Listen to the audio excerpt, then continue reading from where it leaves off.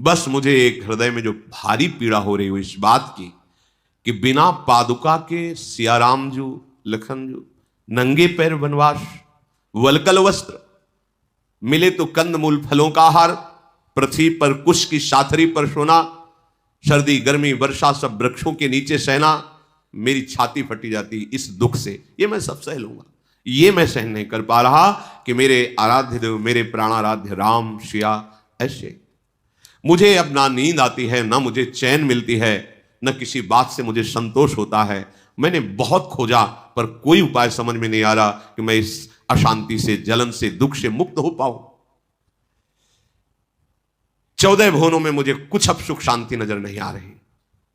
ये मेरे लिए सारा का सारा कुठाट ही लग रहा है। यदि आप सबकी कृपा से श्री राम जी राज्याभिषेक स्वीकार करें और लौट आवे तो अयोध्या बच जाएगी, मेरे प्राण बच जाएंगे और ये जलन मिट सकती है, अन्यथा दूसरे कोई उपाय से नहीं। भरत जी के वचन सुनकर सब सराहना करते हैं। भरद्वाज जी ने कहा सोच मत करो, तुम्हें रघुनाथ जी के जब दर्शन होंगे तो ये जलन मिट जाएगी, देख लेना। भरद्वाज जी ने अपनी ऋषि मंडली के द्वारा कंदमूल फल एकत्रित करवाए थे, वो सब समर्पित किए, पर हृदय में बड़ा संकोच है भरद्वाज जी के कि इतने बड़े अतिथि पधारे हैं, पूरे अयोध्या के सब सैनिक, अयोध्यावासी सब, और कंदमूल फल जंगली, उनसे क्या होगा। इतने में ही समस्त सिद्धियां हाथ जोड़कर खड़ी हो गई भरद्वाज जी के सामने और कहा कि मैं बहुत समय से आपकी आज्ञा का इंतजार कर रही थी, पर आपने दृष्टिपात ही नहीं किया, क्योंकि सिद्धियों को स्वीकार स्वसुख वांछा के लिए करने से भगवत प्राप्ति में बाधा हो जाती है। ये सिद्धि कोई अच्छी चीज नहीं है, माया का आखिरी बाण है जिसमें तपस्वी उपासक को गिरा दिया जाता है। कई तरह की सिद्धियां होती, दूसरे के मन की बात को जान लेना, बहुत दूर की बात को सुन लेना, एक समय में कई जगह उपस्थित हो जाना, जहां प्रवेश द्वार है ही नहीं वहां से निकल जाना, बहुत तरह की सिद्धियां होती हैं। एक भी सिद्धि स्वीकार कर ली जाए तो भगवत प्राप्ति में बाधा हो जाती है। रिद्ध सिद्धि पेरे बहु आई, बुद्धि लोभ दिखावे भाई, होए बुद्धि जो परम सयानी, तिन तन चितई न अनहित जाने। ये अनहित करने वाली हैं, भगवत प्रेम नहीं प्राप्त होने देंगी। जो बड़े बड़े योगियों में ऐसा कुछ, वो कोई सम्मान के लिए नहीं, स्वाभाविक सेवा में सिद्धियां उपस्थित हैं, वो सम्मान के लिए नहीं। स्वीकार करना एक अलग चीज हो जाती है। हमने भ्रमण के समय कई संतों के चरणों के दर्शन किए हैं जो सिद्ध महापुरुष, ऐसी सिद्धियों के ब्रह्मबोध संपन्न महापुरुष, तो समझ ही नहीं पाएंगे आप। ये ऐसी ऊंचाई की सिद्धि है कि इसके लिए तो बहुत गुरु कृपा, भगवत कृपा चाहिए, तब उस संतों को पहचान पाओगे। नहीं, उनकी बालवत चेष्टा है, आप जान ही नहीं सकते कि त्यागी बैरागी किस कोटि के महापुरुष है।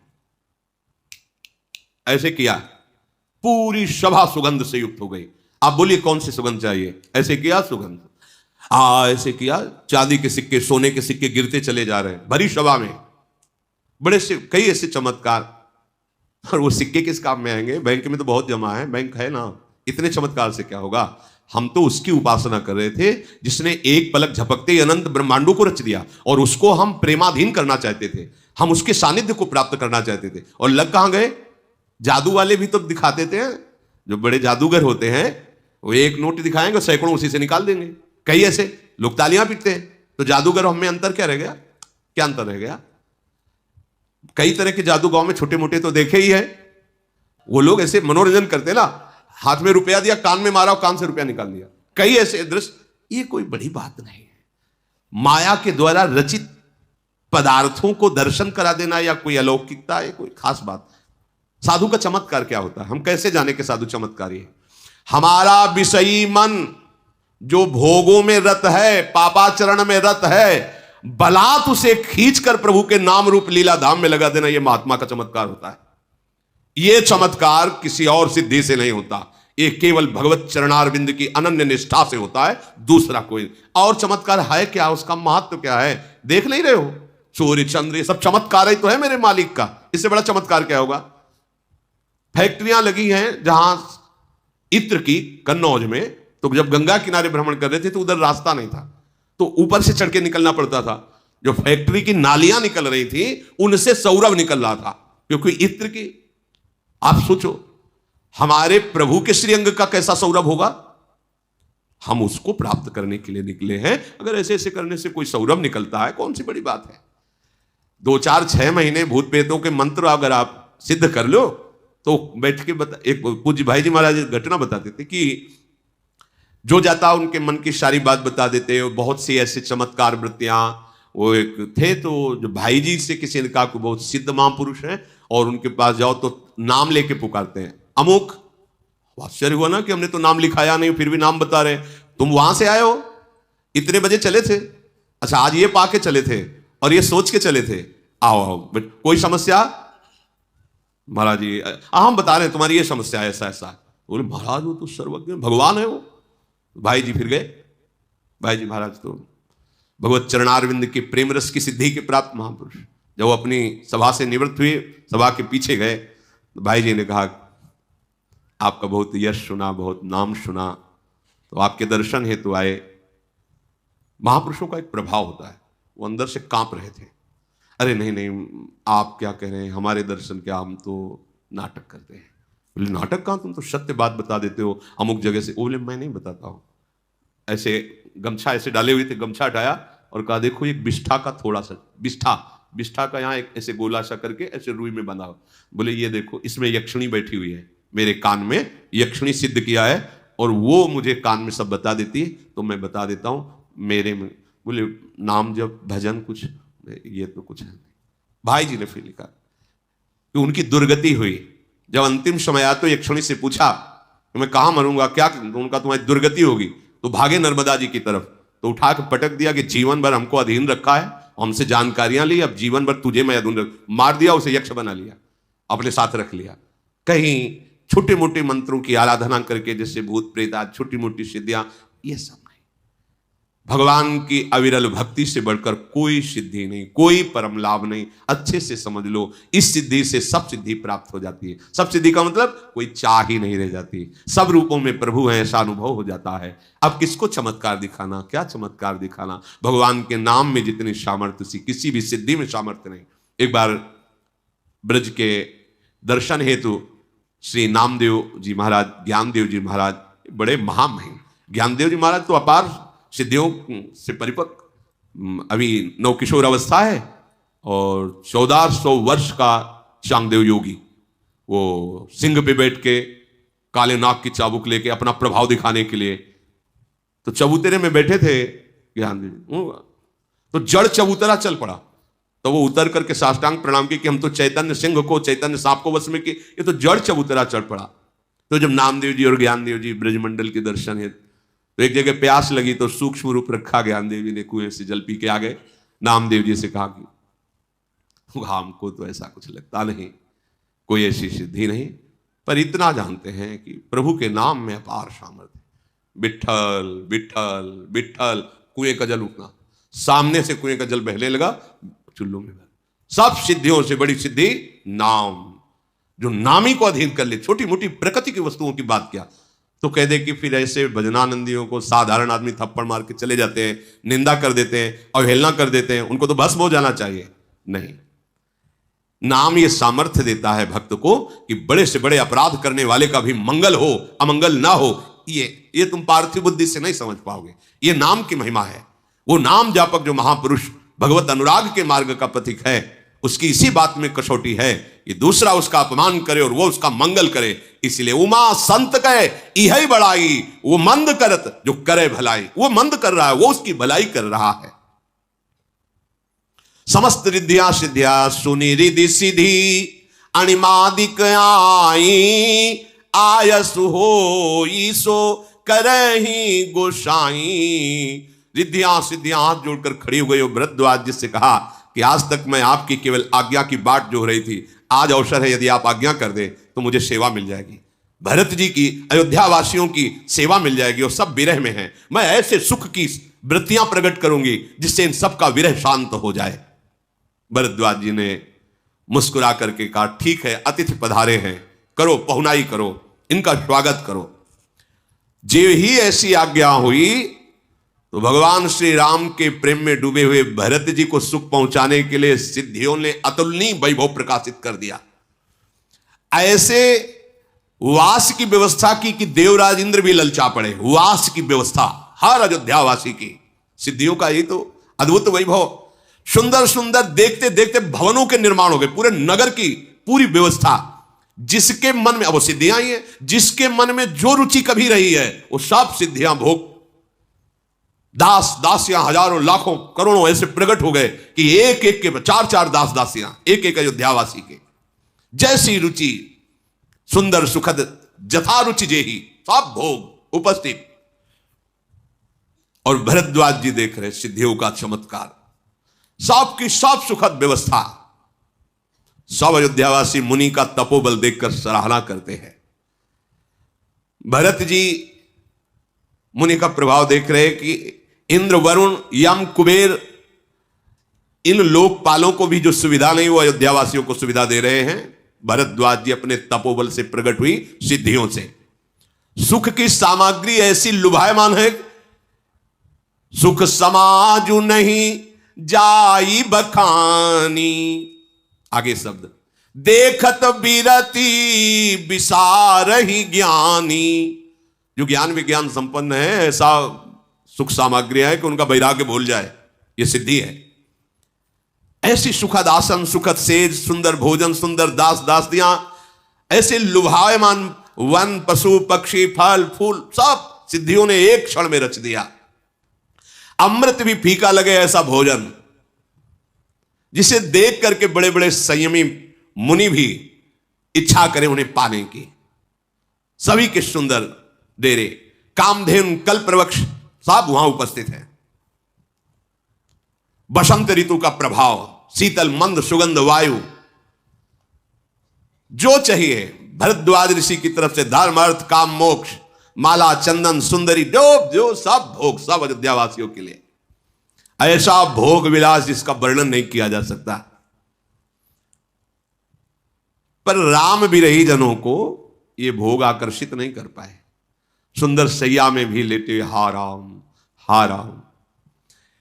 किन्हीं किन्हीं को तप का प्रभाव, सिद्धियों का प्रभाव थोड़ा हर्ष दिया, थोड़ा सा, पर फिर राम विरह ने अपना अधिकार जमा लिया, हा राम हा। लेकिन भरत जी के हृदय में, अयोध्यावासियों के हृदय में तो प्रभाव पड़ा थोड़ा सा, पर फिर राम विरह, फिर कभी थोड़ा सा।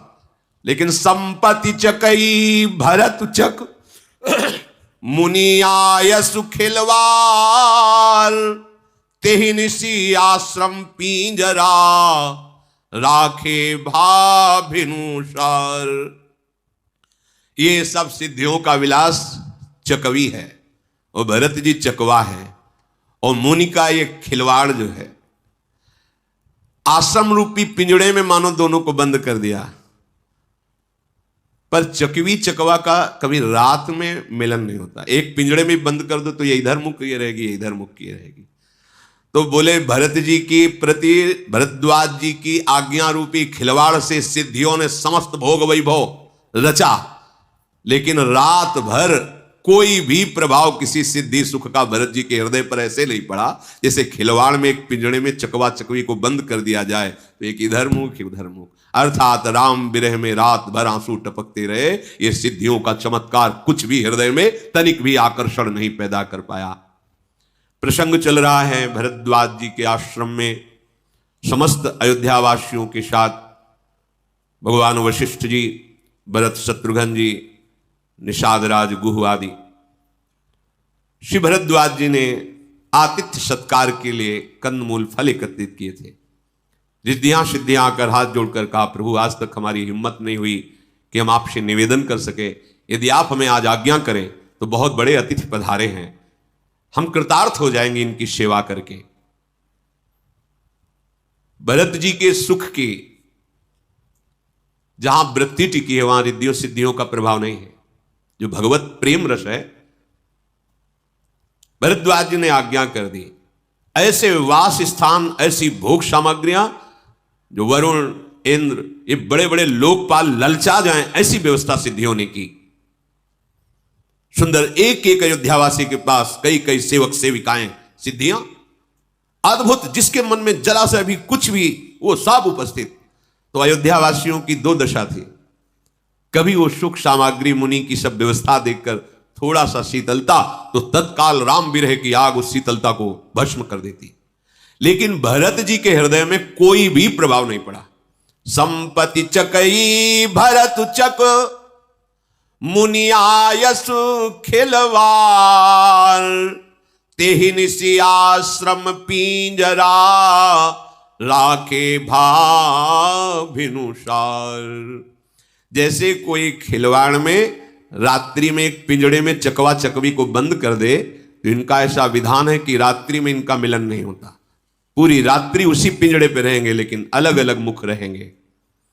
ऐसे ही मानो भरद्वाज जी ने खिलवाड़ किया आश्रम रूपी पिंजड़ा में श्री भरत जी रूपी चकोर को, संपूर्ण सिद्धियां रिद्धियां ये सब, लेकिन पूरी रात बीत गई, स्फुरण भी नहीं हुआ भरत जी के हृदय में कि कुछ है भी।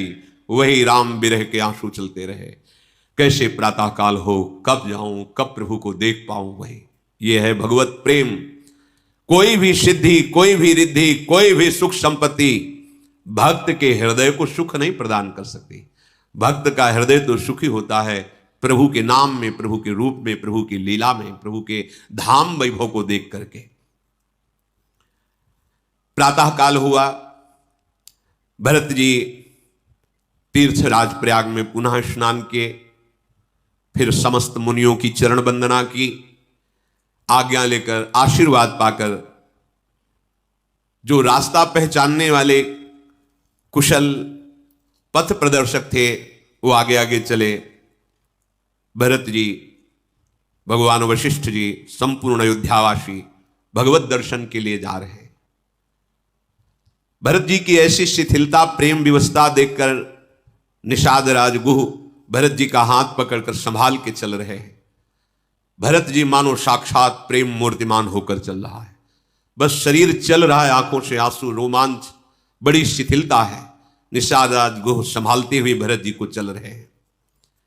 नंगे पैर हैं भरत जी, ना सिर पर छत्र है, ना चरणों में पादुका है।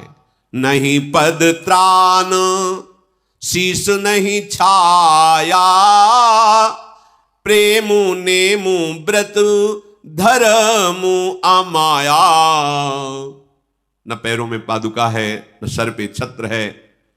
प्रेम, नियम, व्रत, निष्कपट सच्चा भाव डूबे हुए भरत जी चल रहे हैं।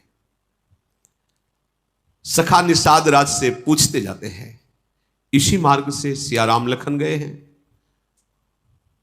कहां कहां किस किस वृक्ष के नीचे बैठे आपको पता है? भरत जी वहां मस्तक पधराते हैं, यहां सियाराम जी बैठे थे, यहां है। प्रेम प्रफुल्लित हो रहे हैं। जहां भरत जी चरण रखते हैं तो पृथ्वी जी कंकड़, कुश, कांटे ये सब हटा लेते हैं। एकदम कोमल, मानो पृथ्वी अपना हृदय बिछा रही जहां जहां भरत जी चरण पधरा रहे हैं। ऊपर से जहां भरत जी के ऊपर धूप पड़ती तो मेघ छाया किए हुए हैं। किए जाहि छाया जलद सुखद बहई बर्बात, तसमगु भयउ न राम कहां जस भा भरत ही जात। ऐसा तो जब प्रभु जा रहे थे तो नहीं हुआ था, जैसा भरत जी जा रहे तो हो रहा है। भूमि एकदम कोमल सुकोमल हो जा रही, ऊपर से मेघ छाया किए हुए जा रहे हैं। जितने भी खगमृग पशु पंछी जो श्री राम जी के दर्शन पाए थे वो सब भरत जी को देखकर प्रेम विकल हो रहे हैं। राम जी के दर्शन से परम पद के अधिकारी हो गए, पर भरत जी के दर्शन से परम पद प्राप्त कर लिए। प्रेम विवश हो गए, भरत जी को देखकर प्रेम विवश हो रहे हैं। ये कोई बड़ी बात नहीं है। जिन्हें श्री राम जी स्वयं स्मरण करते हैं उन भरत जी की महिमा में ये कोई बड़ी बात नहीं। तो आप सोचते होंगे कि प्रभु केवल भरत जी को ही स्मरण करते हैं,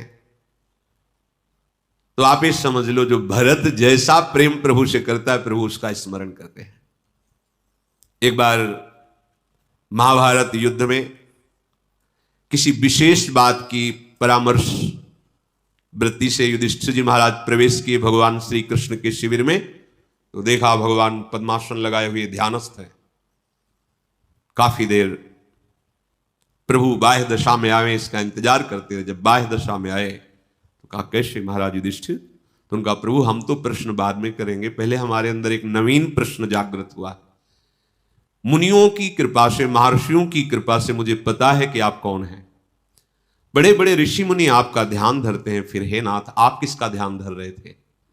तो उनका सरशैया पर पड़े हुए भीष्म जी हमारे अखंड ध्यान में स्थित हैं, तो हम उनका ध्यान कर रहे थे। ये यथा माम प्रपद्यन्ते तास तथैव भजाम्यहम्। गोपीजन वृंदावन में हा कृष्ण, तो मथुरा में उद्धव के समीप प्रभु हा गोपी अश्रु प्रवाह। ये यथा माम प्रपद्य, मुझे जैसे बजता है मैं वैसे बजता। भरत जी के हृदय की जो प्रेम स्थिति है, भगवान उसी प्रेम स्थिति में स्थित होकर भरत जी के लिए व्याकुल है, भरत जी का स्मरण कर रहे हैं। अगर कोई एक बार उच्चारण कर ले भगवान का नाम, तो वो तरने और तारने वाला बन जाता है। विश्वास करो इस बात पर। अगर आप राम कृष्ण हरि कोई भी नाम उच्चारण करते हैं, राधा राधा राधा, आप बड़े भाग्यशाली हैं। सबकी जिह्वा में सौभाग्य नहीं है। भरत जी तो रामचंद्र जी के प्रेम की मूर्ति ही हैं। वैसे भी भगवान ही चारों रूपों से प्रकट हैं, राम लक्ष्मण भरत शत्रुघ्न। उनके लिए भूमि सुखदायक हो जाए, कौन से आश्चर्य की बात है।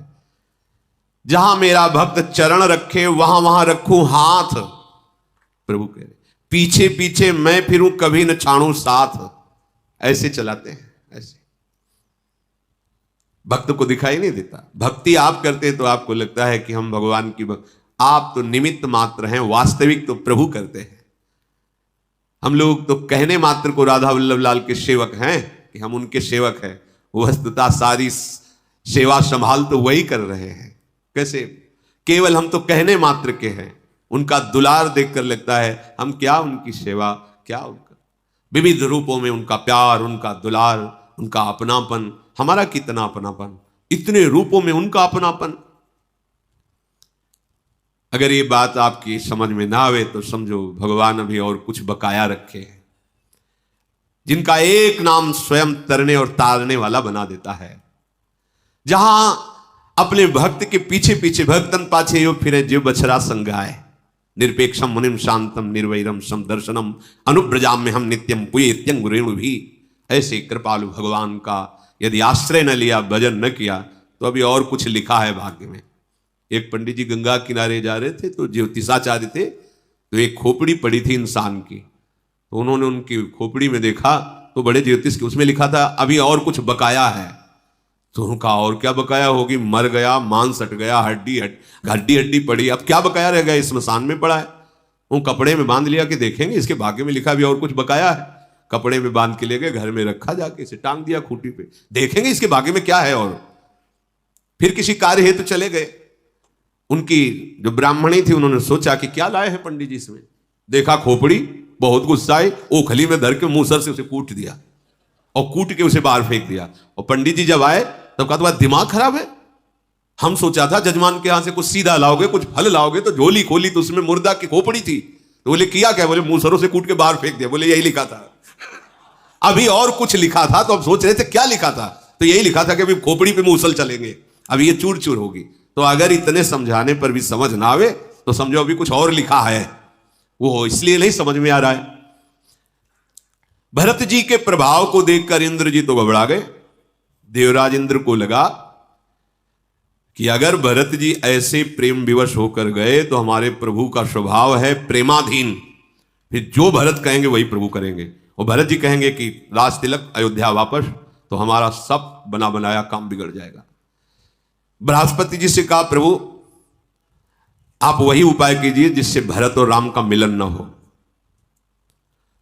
क्योंकि प्रभु के स्वभाव को हम जानते हैं, बहुत प्रेमी हैं। और भरत जी तो प्रेम के समुद्र हैं, ये जहां गए तो निश्चित सब बात बिगड़ जाएगी। ये राम का राज्याभिषेक कर देंगे, राम जी अयोध्या वापस आ जाएंगे, ये मुनियों को खाने वाले निशाचरों का वध और रावण जैसे महापराक्रमी का नाश कोई दूसरा नहीं कर सकता। इंद्र के वचन सुनकर बृहस्पति जी हंस दिए और कहा तुम्हारे हजारों नेत्र हैं पर तुम्हें दिखाई नहीं दे रहा, तुम्हें अभी अज्ञान समझ में आ रहा है कि घेर लिया है। अरे तुम प्रभु के प्रेम में मतवाले भरत जी के ऊपर माया प्रयोग की बात सोच रहे हो। मायापति सेवक सन माया करई तो उलटी परई सुर राया। अगर भगवान के दास के मार्ग में कोई विघ्न डाल दे तो वो विघ्न उलट कर कई गुना होकर उसी का नाश कर देता है। तुम भगवान के परम प्रेमी भरत जी पर माया का प्रकोप करना चाहते हो, प्रहार करना चाहते हो, तुम्हारा ही सर्वनाश हो जाएगा। पहले जो सरस्वती जी ने मंथरा की बुद्धि पलटी उसमें भगवान का आंतरिक रुख था। अगर भरत जी के लिए कुछ भी सोचा तो आप समझ लीजिए कि कोई भी तुम्हें त्रिभुवन में बचा नहीं सकता। देवगुरु बृहस्पति जी कहे सुनु सुरे